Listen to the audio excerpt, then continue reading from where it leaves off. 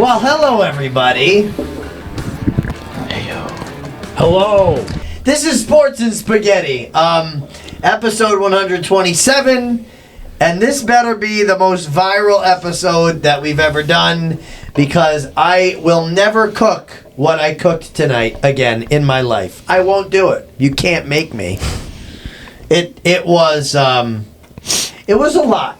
How about you? How was your weeks? Not bad. Not bad. Not bad. I had a quiz today. It went fine. I'm helping Dom move tomorrow.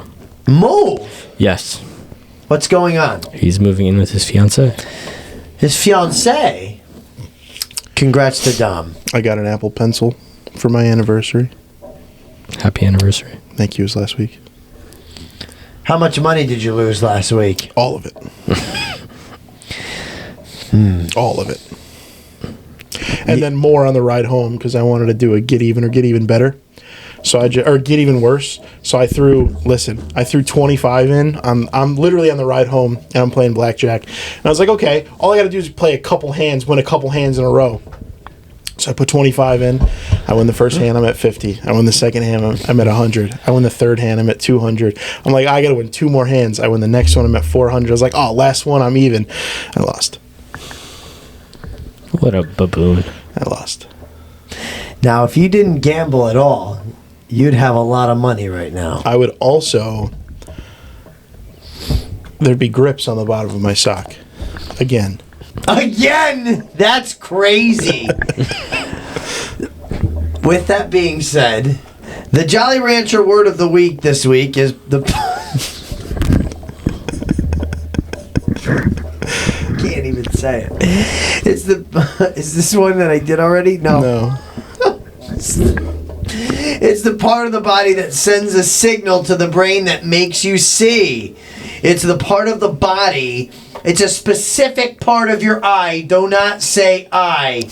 I will not give you a Jolly Rancher. I went through 3 bags this week. Am I lying? No. Am I trying to tell Anthony this to make him think it's more popular than it is? No, it is not more popular than it is. It is way more popular than he thinks it is. Listen, I will double down on your Jolly Rancher. I will buy you a bag for the kids if they can tell me what the second S in SSRI stands for. Okay. Oh, the second S in SSRI. I actually have a real thing. What? Since I'll be there tomorrow. Yes, you will. If they tell me what number it is, I will give them one on my behalf. What number what is? The answer to your question. There's a number. There's 12 of them. And that is one of them. Oh, okay. Well, it starts with the letter O. There's that. And it's not the O pupil. So, I don't know what he... Okay, sure. There's 12 of them. You know what bothers me about him coming to work with me? What's that? Is that he's a little bit smarter than me. Okay? Maybe not as a teacher. You got the charisma, though. Teaching-wise. Teaching-wise. But in raw knowledge of certain topics, he has me beat. And I think he has me beat scientifically. Nah, just certain things. Because I'm washed on some stuff. I know, but I have to be on my toes tomorrow while I play the Great Pumpkin all day for all my classes. Great. You hit me with a genetics question, you're a guy. Yeah. Well, shout out to all my students who almost all passed the unit assessment today. Almost everybody. I'm really proud. Average score, I think, was like an 83. So if you're listening to this, shout out to you. You probably did fine. And if you got under an 83, work harder next time. It's okay. That's right. It's not okay. It was Unit 1. It was my least favorite unit. Better. They all know that. Cells is next. Oh, that's a good one. Yes. Okay. Mitochondria. That's right. It is the powerhouse of the cell. And that was a Jolly Rancher word of the week last year. That was like one of the first ones. It will not be a Jolly Rancher word this week. I'll tell you what might be a Jolly Rancher word of the week, and it's Koshari. I needed that for the sound. Beautiful. All right, we're gonna try an Egyptian dinner. I don't know what kind of time schedule they're on in Egypt, but they must have a whole heck of a lot. Either that or the women have a lot more time. But the women must not work. They must not work. And I'm not trying to be racist.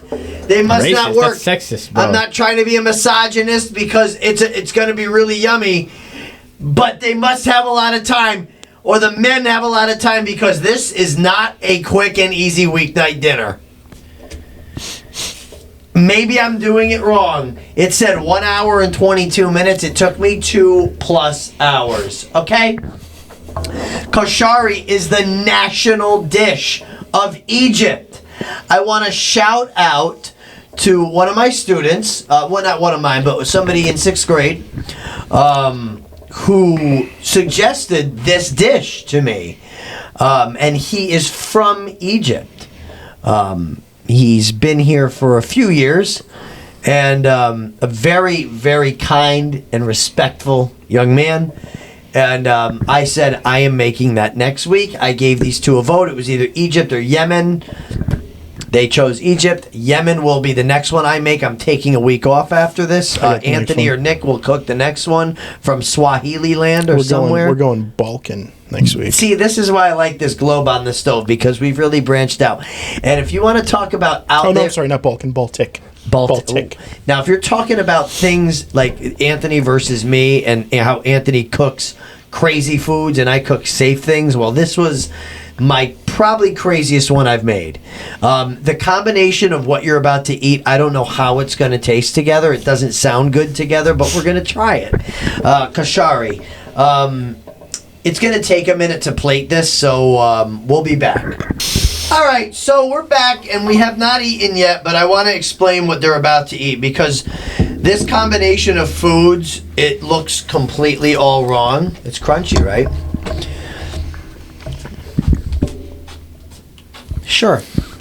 So, what this is a big melding of dishes. You're going to need water. It is rice and brown lentil.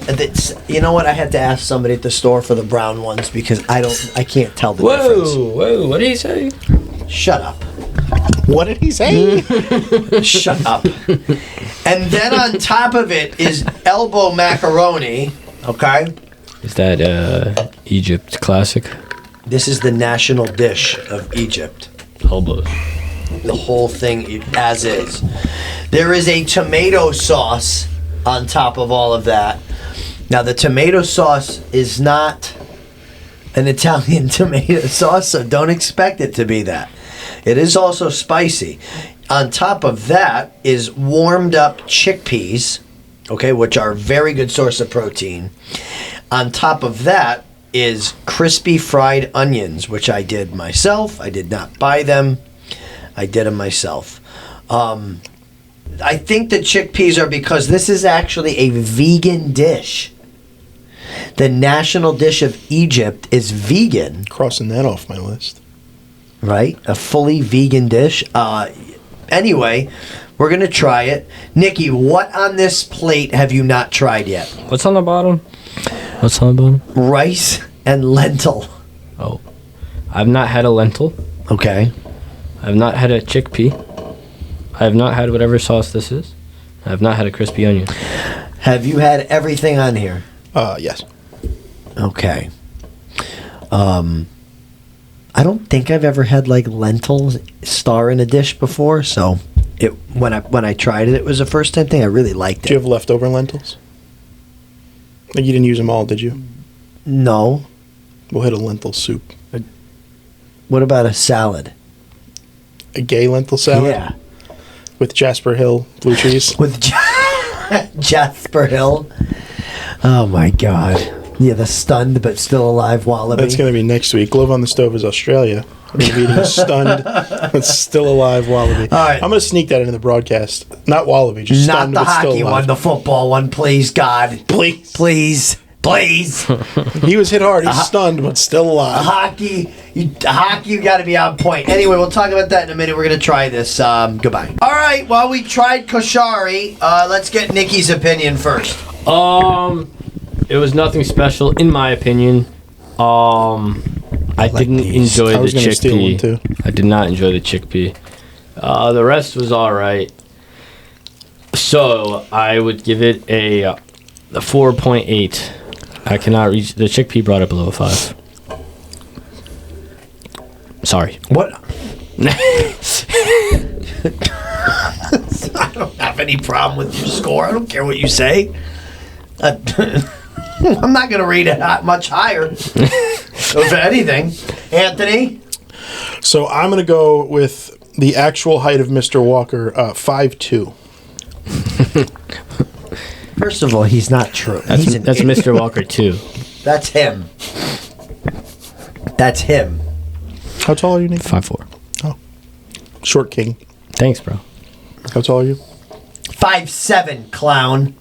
Medium short king. Oh yeah? You want to talk about height?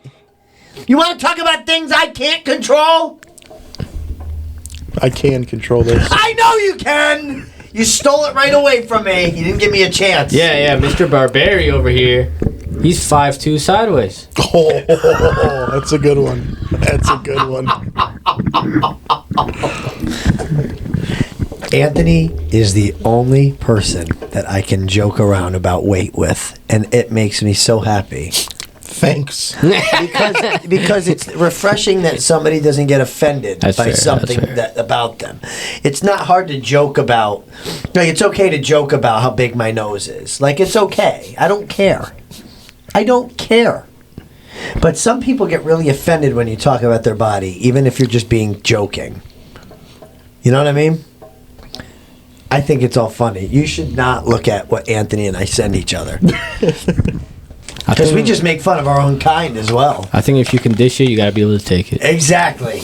Absolutely. I thought this was one of the strangest things I've ever eaten. I think what really solidifies that is the fact that there's pasta in there. Yeah. Because it's rice, lentil, chickpea, and pasta. It's just like a carb bomb. Carb bomb. We're not in Ireland. Oh. Well, one would argue that, I mean, this is an Egyptian dish.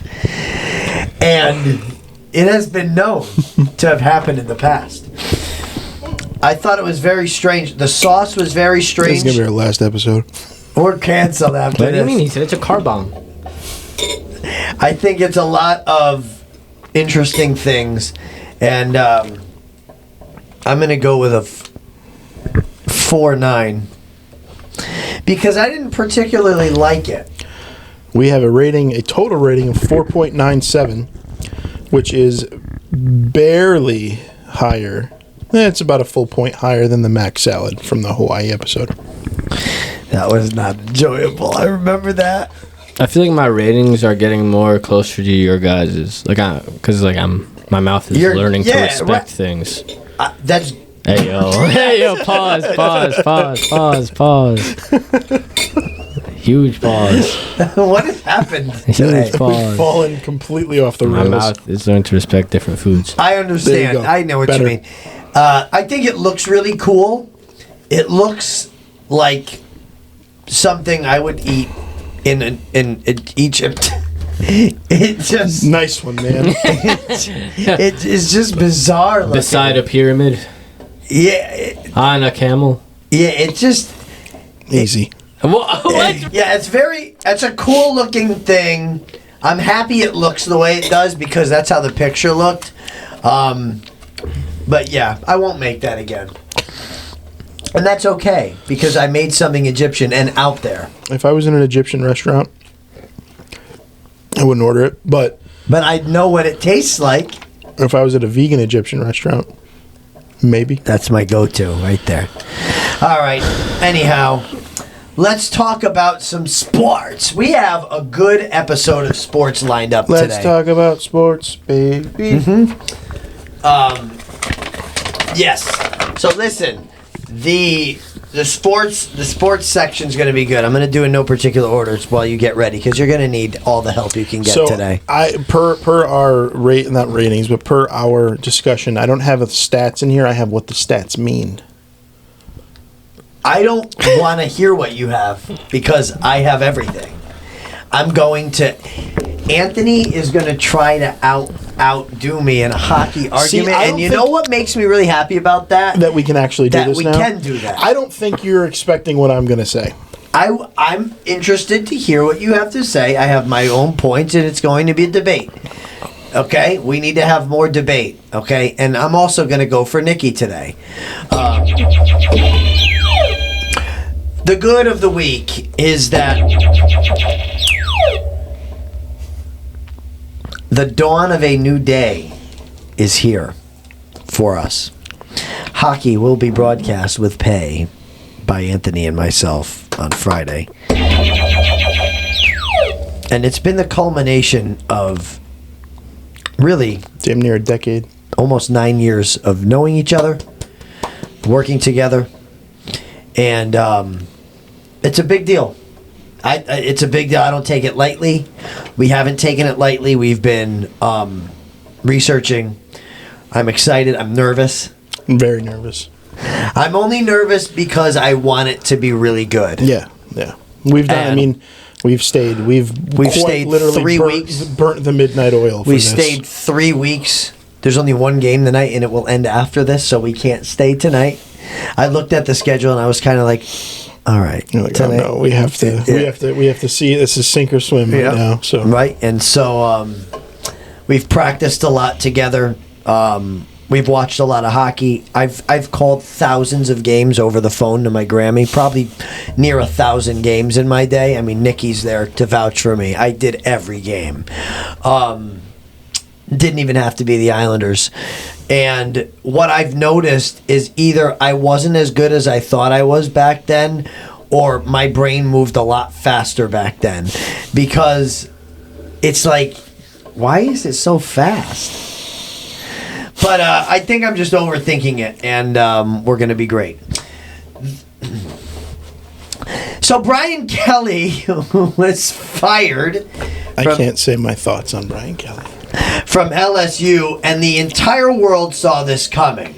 Okay? So his problem is he could never win the big game. He wasn't a good fit for the culture of the team. And notably, Matthew Langlois. Did you see what he said about him? This is why he's the bad. He said he played from back at Notre Dame. And he said he is one of the worst humans he's ever been around. He let a kid die. Yes. Did you know that? No. So they had prisoners at Notre Dame. They had practice, and they had a kid who's like a grad student, a grad assistant, filming practice for them. And he put him up on a scissor lift like 20 feet in the air in high winds, and the scissor lift snapped and bent over, and the kid died. And they didn't fire him. That just shows how much more serious SEC football is, because he killed a kid and didn't get fired from Notre Dame, but he had 3 losses in the LSU tandem. Insane. So yeah, he is the bad. He in the whole situation is the bad of the week.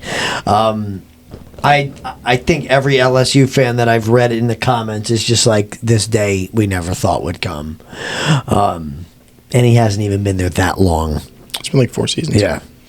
Relatively short. I didn't realize how long he was with Notre Dame. Yeah. Exactly. Bad. Now, here's Ann. This Ann is happy for me, but it's Ann for the football team, the soccer team, and it's Liverpool. Liverpool is the Ann of the week because they lost their 4th game of the season to Brentford. And if you're like, Brentford... We just talked about Brentford on the podcast. Well, they were the team that beat West Ham during the boycott game a couple weeks ago, so they're causing all kinds of problems. Liverpool is in 7th place in the Premier League, which is a far cry from where they should be. And Bournemouth is in 2nd, and Sunderland is in 4th. Do you know the story of Sunderland? No. Not only is Sunderland a song by Neck Deep, the opens all distortions are intentional album, and what a great opening track. But Sunderland football club, dropped down to the championship and dropped down to League One. There was a Netflix documentary made about them. And in the documentary, it kind of highlighted how they had a proud past. This team is a championship caliber team for a long time. And they just got cycled through. They came back. Now they're in 4th place in their first season back in the Premier League. After a number of years getting sent down and down again. I want another part of that documentary documenting how they got back. That is no small feat. Right? Yeah. It's unreal. So, Bournemouth is just as unreal, to be fair. Bournemouth has been a bottom feeding, a cellar dweller. I think I have. I've looked into I can't remember which team I'm leaning towards. Maybe like 10 years ago, I feel like Bournemouth was just up, down, up, down, up, down. Yeah, but they're always 16th, 15th, Yeah, recently. 17th. Yeah. Now they're up to 2nd. Aston Villa's in the top 10, which they've been, but it's like these teams that weren't good 10 years ago are great. Money talks. Newcastle is not what they were a few years ago. Mid-table now. Money does talk. What team is your team? I'm trying to think. It was actually, I'm leaning into Newcastle, which is fun. Why? I like. You missed them by 3 years. Well, that's the thing is I wanted a team I can like rebuild with. I did some searching. I wanted a team I can like rebuild with. I like that they're tough. I like they got a little swag with them. And then their captain, it's Kieran Trippier. He has been called the Luke Kuechly of soccer by me, which is cerebral commanding leader, very smart. So kind of rocking with them. I like that. I like Newcastle for Anthony. I do too. Nick, did you see Lennart Carl? Who? Lennart Carl on Bayern München. What about him? 17-year-old. It's ridiculous. He started the Champions League against Bruges, and he scored. He's the youngest Champions League goal scorer in history. I didn't mean to make this a whole Insane. side. And then Real Madrid beat Barcelona in El Clasico, but all my students needed me to say that. I'm a Barcelona over Real Madrid guy. Facts. But Real Madrid was the better team. And there's your soccer roundup. We're going to get my dad to do like a soccer roundup at some point for this podcast because he's tapped in. I think he would love that. Okay. Great kit too. Notice I didn't call it a uniform. Very good, Anthony. Learning. You are learning. He's learned soccer a little. He's learned a lot about hockey terminology. I have an honorable mention. Good. Okay. You guys are gonna hate me, and I really don't care. Shohei Ohtani? No, the Los Angeles Dodgers. So I assume, actually, I know this for a fact. I was one of a few people in Connecticut lucky enough to get to see the end of that game because I was up. Can I tell you a story about that game really quick? Well, the fact that I woke up, I think Benny woke me up to go out, and it was around 3. And my phone went off, and it said, tied for longest World Series game in history in the bottom of the 18th. And I was like, I've been sleeping, though. It's almost morning. It's nearly day. They played 2 full games. And I was like, the game's on? So sure enough, I turned it on and I watched the ending. I was not happy about the ending, but I watched the ending. Anyway, it was one of the most insane games I've ever seen. But I have to shout out the Dodgers for sticking through, and I have people to shout out. I got Ohtani, obviously. Come on, man. 9 plate appearances. I thought you were empty by now. 9 times. Thought he'd be empty by now. We got Freddie Freeman, obviously. Yeah. Walk-off homer. Only player to have 2 walk-off home runs in the World Series. I got... I didn't know his first name. Will Smith, I got. Because catching 18 innings is probably like the most underrated job you could ever do. Okay. I got Tommy. Squat and catch the baseball. Tommy Almost like Edman. Football. Tommy Edman. He had a game-saving throw. Just shout the whole team from out. right field. Just third name base. every player, Nick. And I also Name them all, Anthony. I got Why am I catching strays? Yasuhabi Yamamoto, who started I'm not gonna warming say up anything. after pitching a complete game. The previous game, he starts warming up.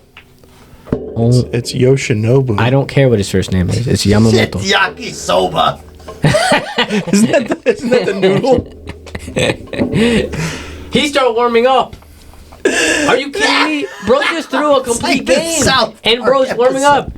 He told his translator. Hey! He told his translator to tell the coach, "Put me in, brother." Okay, we'll get into Ohtani And last later. but not least, Will Klein, who I'll talk about later. We'll get into Ohtani later. So- Dave guys- Roberts, you want to shout out the broadcast? You want to shout out Vin Scully? He's been that was dead everyone. for a couple years. That was everyone memoriam. on my list. That was everyone. Got it. Then definitely not Mookie Betts. He's trash. Oh, stop it! He's one of the only players on that team I like. He's having a bad World Series. He though. is terrible. Well, Motani's not having a great World Series either. All right, you're an idiot. Just saying. You're an idiot. I think we should do that first. Okay, yeah, sure. So, do we want to lump these together? We can lump them together. What do you mean? The two baseball ones. I think we save the other baseball one for next week and do this one this week. Okay. Shohei Ohtani is up for debate right now by us, and this is going to be a 2-on-1 here. And I give Nick. I go into this as your brother, and I love you, but you're so deranged at thinking that Shohei Ohtani. I want to read a text. They're also losing right now, 3-1. I want to read a text that Nikki sent in our group chat earlier today. The text said, "Ohtani is the best baseball player of all time already." It's not even crazy to say. Okay, It's not even crazy. Kid knows ball. What and can I so my argument is that he's not even say? close. Who's better? He's not Who's in better? the conversation. Who's better? And would you let me speak? I'm asking you a question. And Nikki's opinion is that he is the greatest of all time. Nikki, please start us off today and explain why you think Shohei Ohtani Tell me who's better. is the... No, that's not what I asked. That's what I'm asking. I asked I'm you asking. to tell me why he's the best. I didn't ask you to tell me to tell you who's better. I want you to tell me why he's the best. Statistically, he's putting up elite numbers on both sides of the field. He is. Yes. Influentially, he's doing what has never been done before.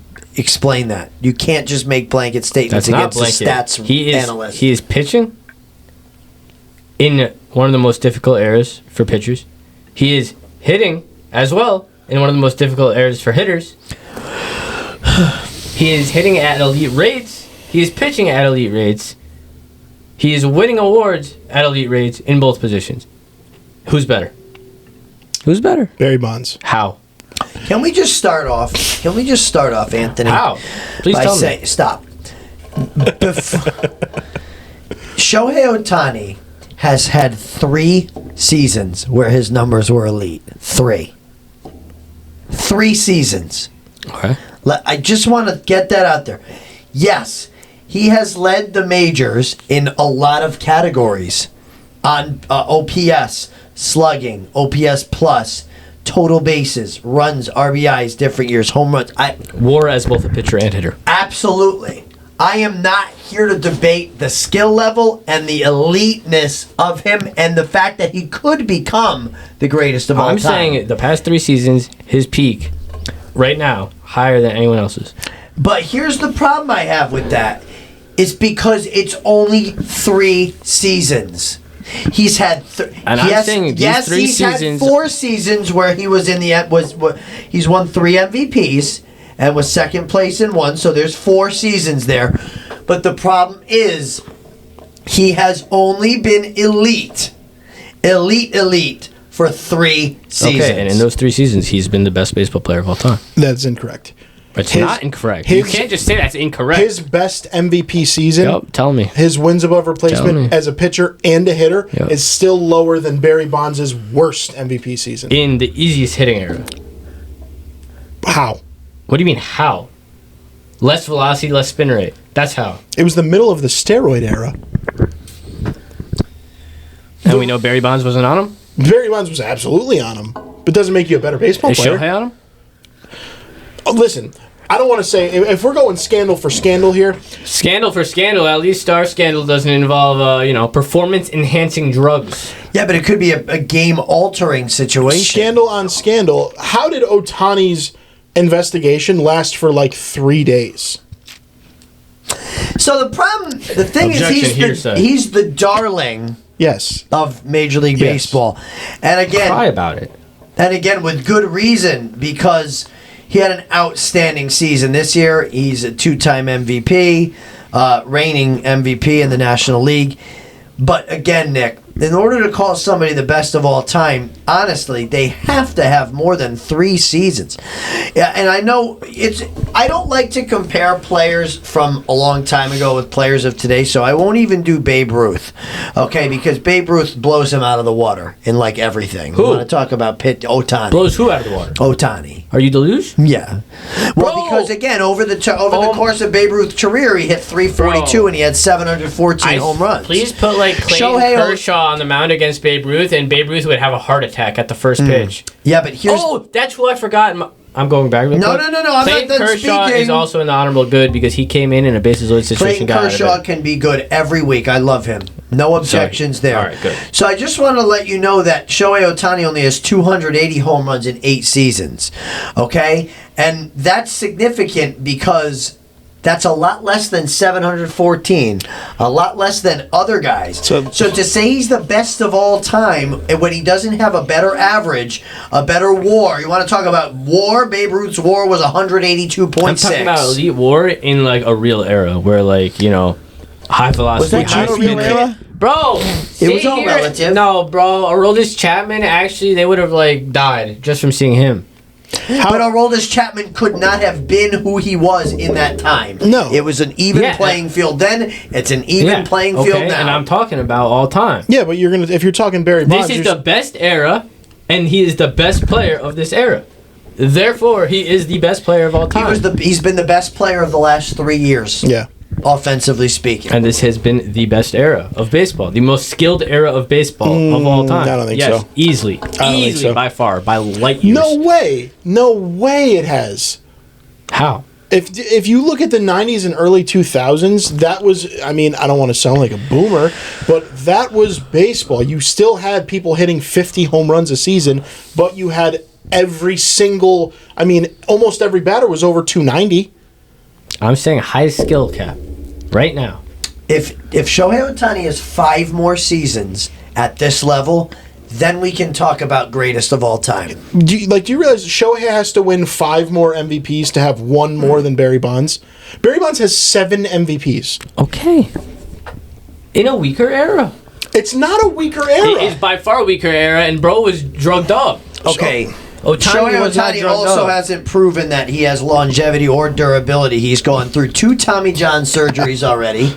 And I'm not saying that's a knock on him, but 2 Tommy John surgeries is not going to lead to a 20-year pitching career. It just will not. Bonds played for 21 seasons. Okay, bro's had 2 Tommy John surgeries and just threw 6 innings, no runs in last series. Talk about the last game. He got shelled. You not get shelled, bro. You can't win a game with only putting up 1 run. But that's not what the greatest of all time does. A greatest of all time in a game so we're gonna 4 say of a Barry World Bonds Series. never gave up 4 runs? No, he actually never gave up 4 runs. Wow. Barry Bonds did lose a World Series, though, so we'll give him that.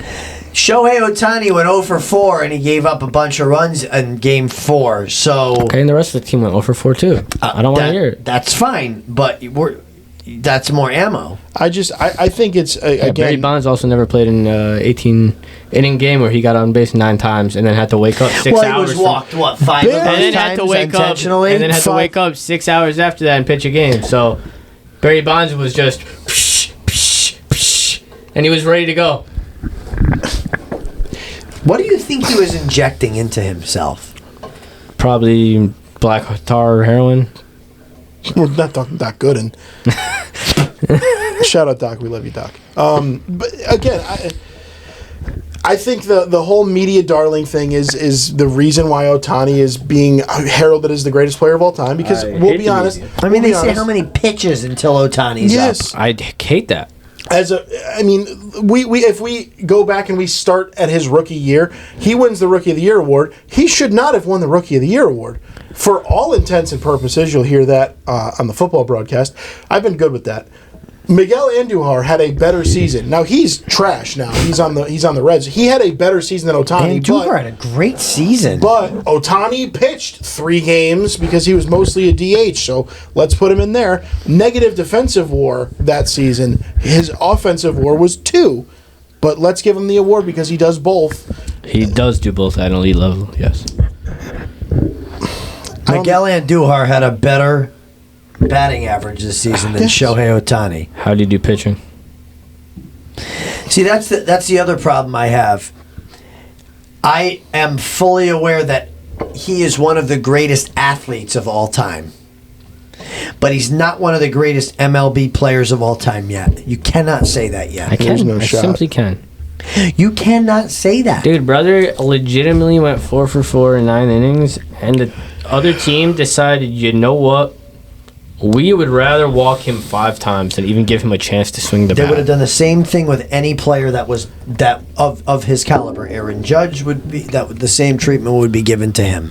That's just cap. Barry Bonds was the only player to ever be intentionally walked with the bases loaded. They would have Did done you know that? I guarantee you they do that in a situation if Ohtani's in that situation. Guaranteed. Nestor Cortez didn't do it. Nestor Cortez got him out. And Nestor Cortez sucks. So, I mean, I don't know what to tell. Like, I just... And the fact that he wins the NLCS MVP, he had one good game.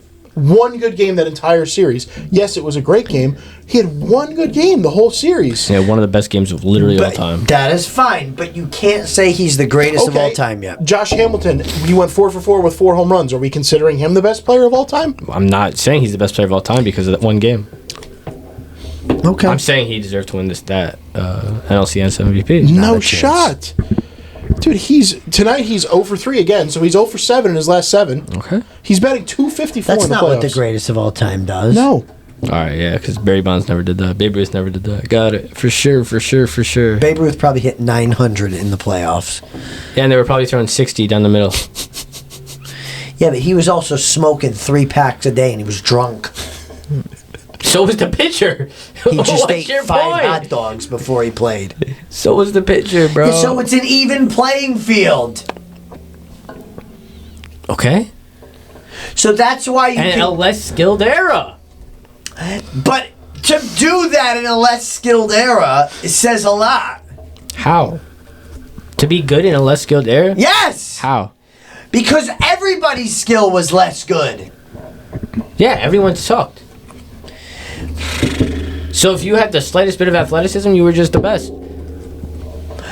Yeah, but you couldn't have more athleticism. The technology wasn't there. Brother, if anyone is questioning what I'm saying right now, please just go look at footage from back then. My brothers were wearing the craziest clothing. They were swinging literally a stick, okay? And the pitcher was thrown right down the middle. Okay, Nikki, we don't want to go stats They didn't heavy. even know what a curveball was. We don't want to go stats heavy here, but I just want to. This is going to be blind, okay? I want you to pick a player. I'm going to give you 2 players just based off their All stats. Player 1. This is just playoffs. Yeah. Playoffs? Batting average 248. I didn't realize the career was just the playoffs. My bad. Batting average 248, on base percentage 393, 573 slugging, 966 OPS, with 11 home runs. Okay. And did that guy pitch at all? I'm not going to say that. Oh, okay. Next player. A 257 batting average, 315 OPS, 426 slugging, 741 OPS, and 4 home runs. Okay. Which player are you taking? Whichever one also pitched.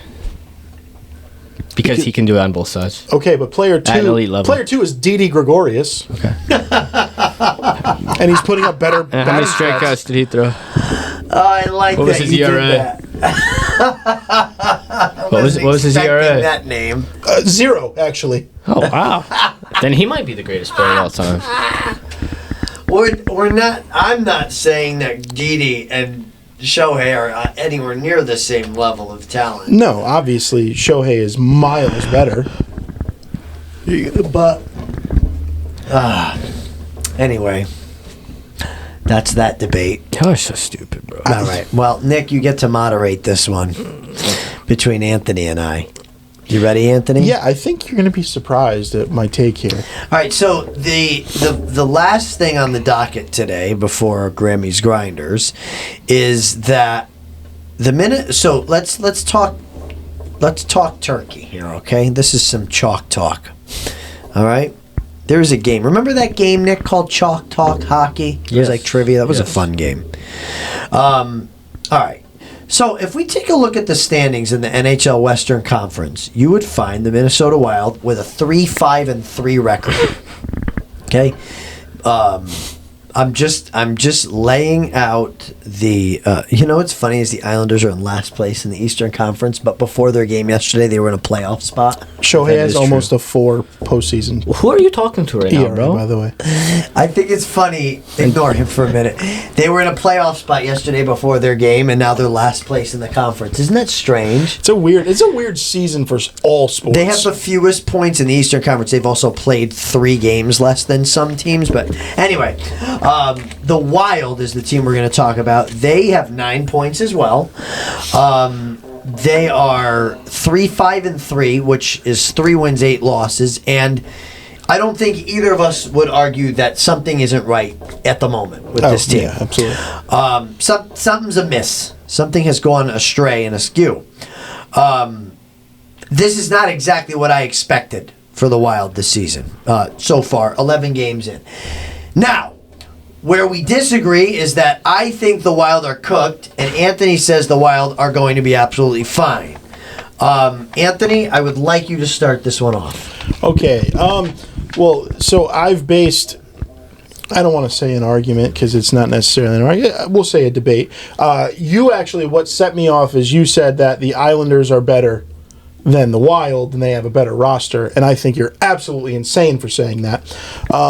We could start with that, or we can just go into what your question was. No, we could start with that.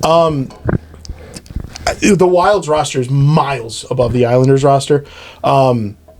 Just literally, it's Kirill, Marco Rossi, Matt Boldy, Brock Faber, Zeke Boyum. Like, those guys are insane. You're putting Boyum above Schaefer. Get him out of here. No, I'm just saying. No, I'm not saying he's better than. I'm just player saying, for player. Get this guy out of here. I'm just saying that the Wild have 5 cornerstone players right now. Okay. They have 5 players they can build around, which they are. You'd say Matt Boldy's a cornerstone player? I think he would be a 1 on any other team. Okay. They have better prospects than Minnesota, than the Islanders. That's just a ranked. falsity. But it's just that's how it was ranked. The Islanders have the 27th best farm system. Farm system. We're not talking about just drafted guys who are playing junior hockey. We're not talking about that with the Wild either. Okay. I just think the problem is with the Wild, nobody. If the superstars don't produce, nobody produces, and you can't win hockey like that. So I'm not saying they're good and like they're just.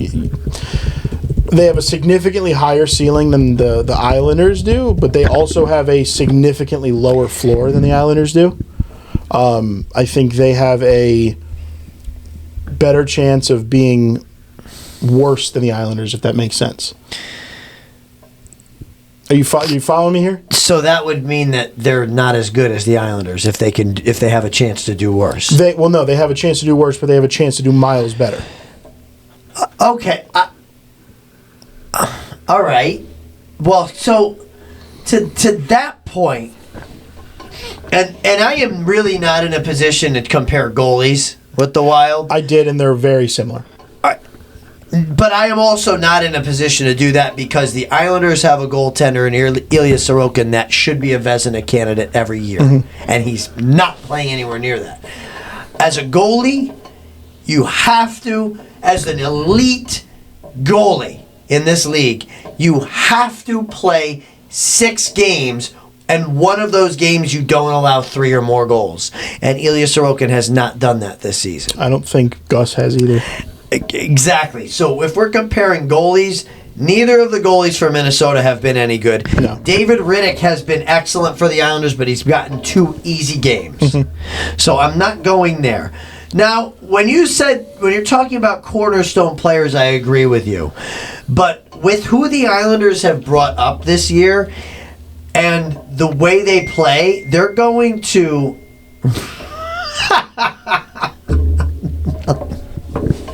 My wife just texted me about mac and cheese. She goes, that mac and cheese sucked. It's not the world's best.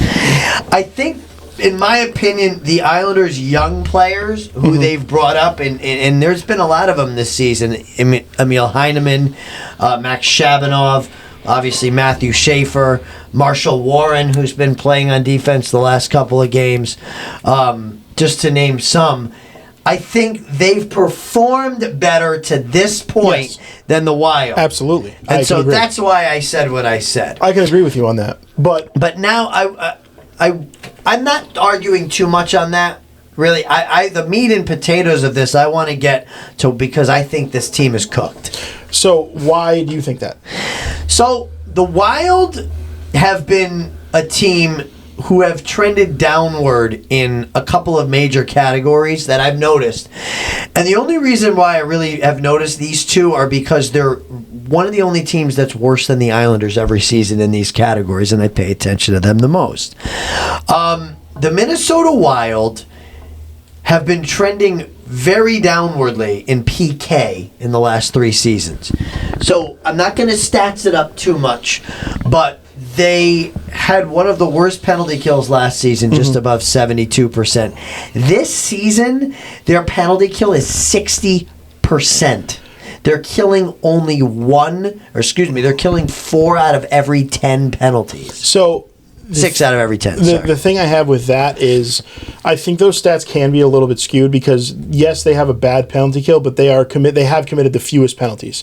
So they've had the fewest penalty minutes, so they're playing very disciplined hockey. Yep. And I think, like I said, I think it's a little bit skewed just because, we'll just say for ha-has, it's 6 out of 10 they're killing, but they've only been on 10.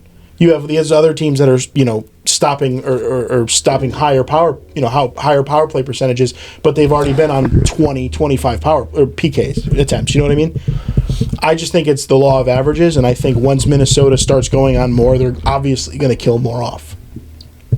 Okay.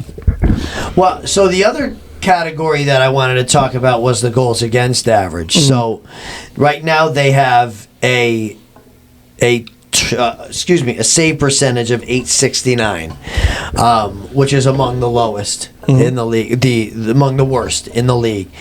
And in terms of this season, I think that I just don't see it getting much better. I think they might have 5 or 6 games where they play well. But when you're 11 games in out of 82, I mean, that's already a decent enough sample size to kind of know what you're getting. And listen, from an Islanders fan standpoint, at shockingly 4-4-1, 9 games in, I know exactly what they're going to be. Yes. I don't know. I haven't been following hockey that much this season yet. But after doing a little quick research session, I feel like I'm leaning towards Anthony's side. I wanted to look at Minnesota, their record, and all that, and why they're where they are. And all 5 of their regulation losses are against the top teams. And I feel like that is a decent argument. Yeah, but look at their last few losses. They just lost Winnipeg and then San Jose. Yeah, I know that one. That one was not good. And then Utah blew them out. But Utah is literally sitting in first place right now. I understand that, but what's scary to me is that... And then the Devils. And I really think this, as an Islanders fan, because they're getting their breaks blown off by the good teams too, and they're able to hang in with the middle to not so good teams. The Wild are doing just that. They're not able to beat a good team. Now, the good test of that will actually be tomorrow. By the time this airs, Pittsburgh, right? that game will be over. And what's interesting about Pittsburgh is that they were expected to suck this year. They're 7-2-2. They're tied for first place in the Metro. So that's a big test for the Wild. The Penguins have come off of 2 overtime losses as well as Minnesota. So I think the playing field is pretty even. But if they start losing those games, if they lose to Vancouver, if they lose to Nashville, Carolina, these middle to good teams, then the Islanders next week in November. If they lose 4 out of those 5 games, let's say, this is a big problem. And I don't like the amount of goals they're giving up as a defense. Yeah. For as good a defense as they have, I just don't like it. So defensively, I was doing my homework last night, and I was listening to it. I couldn't remember who was calling color because I got in at like the middle of the... I didn't watch that game. Middle of the third period, I was watching a different game, yeah. And they were saying that the defensive pairings, they swapped them, they've switched it up. So they've changed it from the normal. They're going back to their standard. So they're going back to, what was it? It's Faber and Spurgeon. No, hold on. I'm going to look it up because I want to be accurate on this. Go ahead.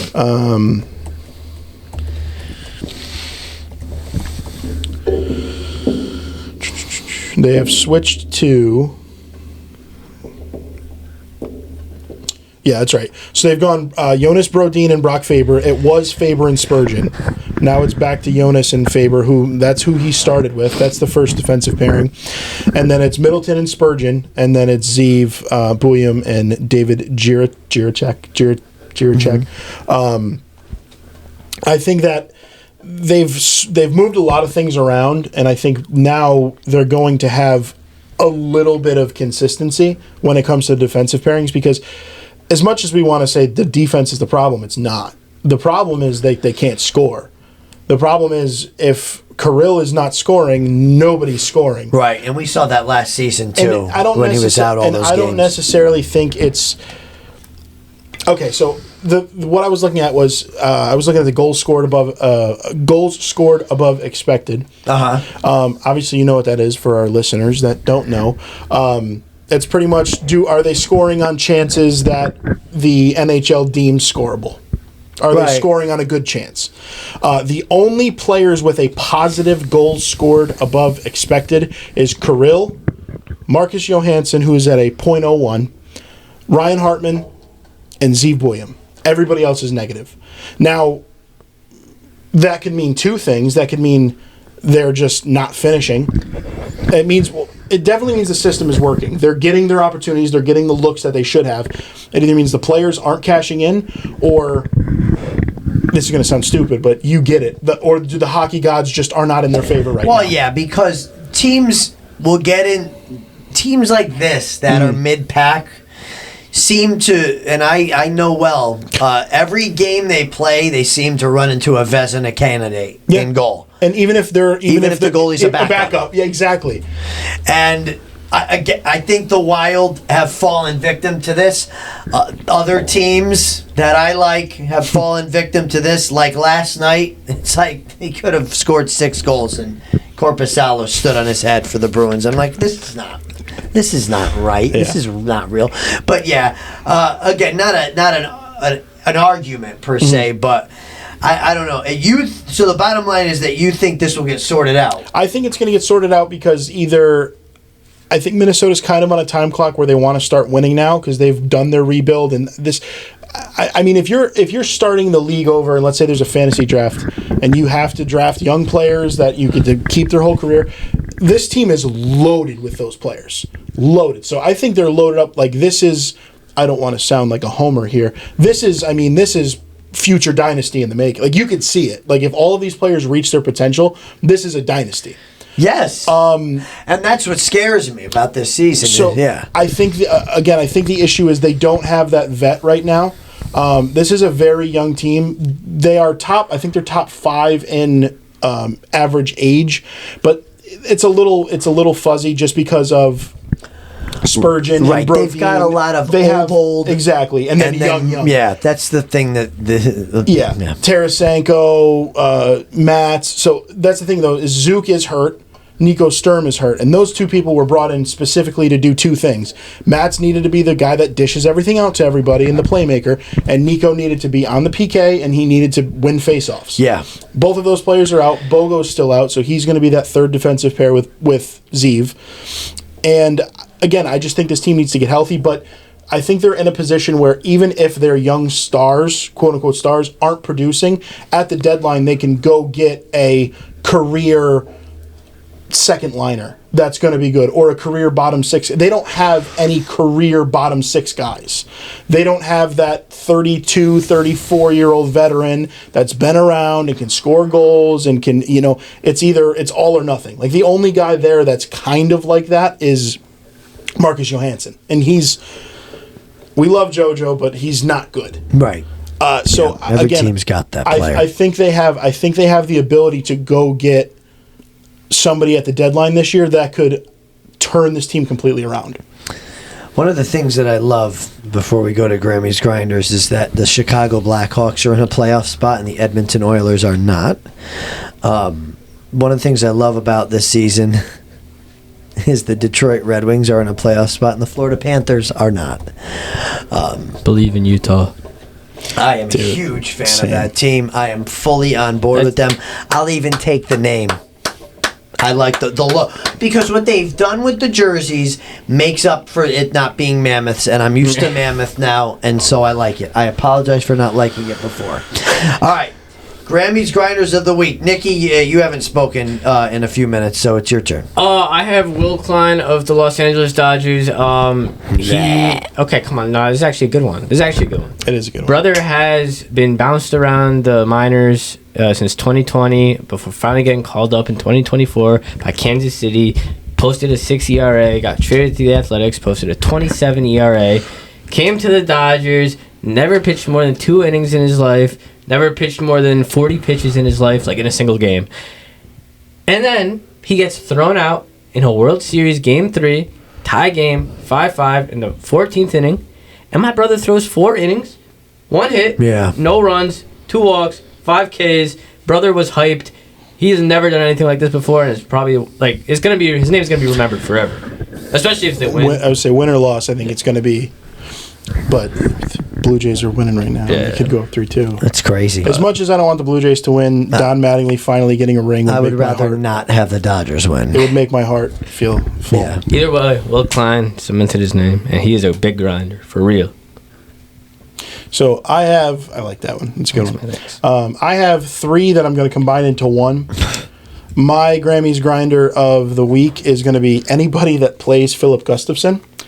Because if you look at last week, the week ending in October 26, 2025, the first, second, and third star of the NHL, third star was Jack Hughes, second star was Logan Cooley, and first star was Macklin Calabrini. And if you look, who did they all play that week and have their best games against? Philip Gustafson. So, again, what you're saying is they're just running into a buzzsaw. I have to feel bad for them. Good goalies playing out of their mind, and then of course Macklin Celebrini hat tricks and I think Cooley had a hat trick too. Yeah, it's what is going on here? Anybody that's playing Gus. Very good. I have 2 words: Sidney Crosby. Sidney Crosby scored his 1700th point in the NHL. And on Grammy's week, the week of her passing, I wanted to wear one of what would have been her favorite thing that I own, if she knew I owned it. He became the 187th player in NHL history to score 1,700 points. Oh, that's got to be a mistake. Yeah, no, definitely not. There's 15. Hold on. I don't know why. It's 18th or 17th. He hit both numbers. Please hold. He was the 9th player in NHL. I don't know why I said 187th and why I typed that. I probably was distracted at work. He was the 9th player in NHL history to reach 1,700 points. My God. What's really cool for me about Sid is that his first season was our first season watching hockey, and he's still playing, and he's still you said this already, but he's still a buzzsaw. The guy is over a point per game again. Evgeny Malkin is tearing it up again. This Penguins, Tristan Jarry looks amazing for the Penguins in goal. Something's brewing there. It's exciting to watch. I enjoy watching the Penguins games right now. Yeah. Okay. Believe in Utah. Do this. Bye. Thanks for watching. Don't forget to hit that subscribe button. See you on next time. Oh, I woke up. I was sleeping. Follow us on Instagram at Sports and Spaghetti Pod and on TikTok at Sports and Spag Pod. Thank you so much for watching episode 127. Anthony, take us away. All right, we're going to wrap it up. Nikki, Aunt, Chris, Egyptian food. Camel. As always, oh my goodness. As always, take care of your loved ones. No meat. Take care of your Vegan. He's done. Sorry. Take care of your loved ones. Throw a bunch of carbs in a bowl and call it a dish. And as always, stay full.